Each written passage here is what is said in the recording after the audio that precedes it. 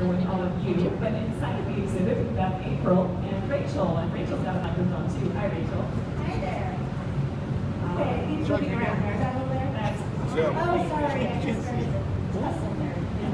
Oh, being the otters, I was a little slow. I got some clams for these guys, so kind of evenly, although kind of in a little bit. Not eating exactly the same amount. Just for the record, we're not back on the but we do know kind of the guesstimate of how much each of them is going to be getting. We have 3 females and a male in here. Our male is going to be coming closer to you. The first one's coming closer to you. The largest, that's Ada. I realized I wasn't out here for the beginning piece, so we already introduced them. I have not, so if you want to go ahead and mention their names, that would be fantastic. Yeah, so that's Ada. He does this, especially with nice days and there's a lot of boat traffic. He does a lot of what we call spy hopping, so that behavior he just was showing us where he's kind of popping his head up. And apparently he calls the rain as well. I think I jinxed out. I just welcomed everyone to a beautiful, warm, sunny afternoon. So that was probably my fault. Sorry, guys. Yeah, I think it was. Anyway, as I said, Ada is the lone male here on exhibit. We have this group of otters. It's kind of unusual actually for sea otters. We have basically a family group. Sea otters don't really hang out with families, they don't really travel with families, but it's kind of fun to have that going on here. So closest to Ada, it's one that Ada just stole from is Grandma Lutas. We'll see why we call her that in a minute. Dating behavior being shown off by our littlest one. She just wanted to mention her next, but I'm not talking to her.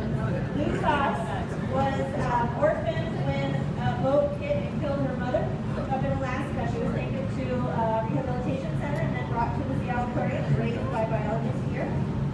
She had a couple of pups. One of whom is the one closest to me. This is Aniak. And Aniak, Lutas did such a good job of being a mom. Aniak had CQ, who is right closest to you, right in front of you there. Darkest. The youngest, she's 2 years old now. Just over 2 years old now. And she is the smallest, although I think she's She's the smallest, but she's getting right up there too, almost like really size. Yeah, she's pretty darn close. I think your mom might be pound more or something like that. Our female sea otters typically in a range 50 to 70 pounds at the very most. Males will actually be upwards of even getting to close to 100 pounds or more. What was that? Oh, you're going to see them. These guys have a pretty cool behavior, so you can see they're feeding, dragging their food rolling over onto their back. They're using their belly or their chest as a table. Really dexterous paws, so they've got flippers for their rear limbs, but their front limbs are paws, and they actually have got little claws in there.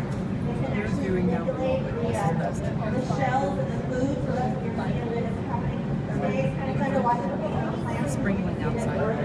And then also that great behavior that CT was showing you earlier, banging. Sea otters actually do use tools. You probably have noticed that there really aren't tools in here. Does anyone have an idea why we might not give them tools? And by tools for sea otters, most of the time it's rocks.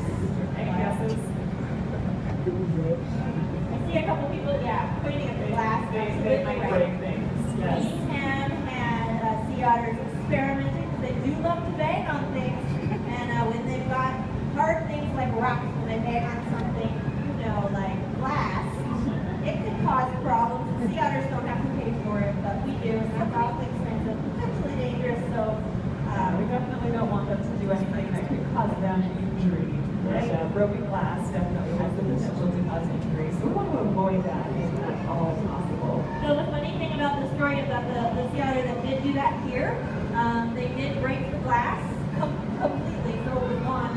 Climb out of the exhibit, wander around a bit, and biologists found them back in the exhibit hanging out. It was like, just taking a little, tour around, want to see what's out there. Got a pretty good thing going on here. Yeah. All right. So, Rachel, they seem to be really chowing down on those clams. And I was mentioning to some folks who were here a little bit before the presentation started that this is one meal of 7 per minute. One thing to eat that much.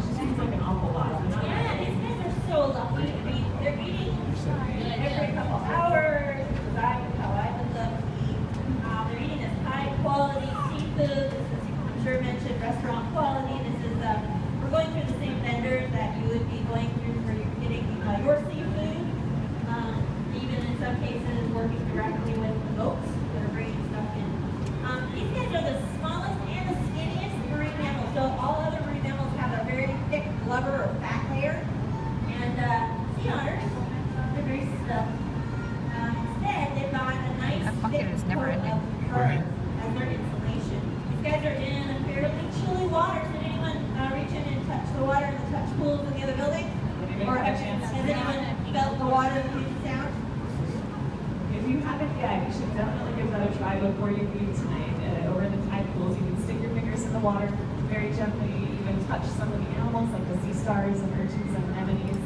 You will feel that that water is the same temperature as Puget Sound right outside. And today, that happens to be very balmy, 48 degrees. So 48 degrees would be a little chilly for swimming, at least I think so.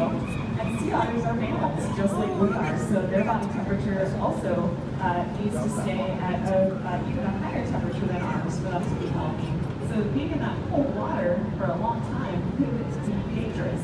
But their high metabolism, fueled by 7 meals a day, in addition to that really dense fur that they're wearing, that helps to insulate them from that cold water. So they actually spend almost all of their time in the water. They rarely call out onto land. Even when they're sleeping, they're usually floating in the water. Now, for those of you who were here just before the presentation, I had mentioned that I have a sea otter pelt with me. If you are interested in seeing what a sea otter pelt feels like, once we wrap up the presentation, I will bring it out and allow you the opportunity to touch it. Keep in mind, though, that it is very delicate, so I will only ask you to use the back of your hand and also to make sure that your hands are clean before you come over to touch the sea otter pelt. It looks like we're getting down to the bottom of the bucket there, so Rachel, thank you so much for telling us all about sea otters this afternoon. Thank you very much. I want to thank everyone for joining us. I hope you have a great day. Thanks for joining us, everyone. If you're moving on, have a wonderful rest of the evening, and if you can stay here for a few minutes, They're fighting for his house. He's looking for him. He's like, where are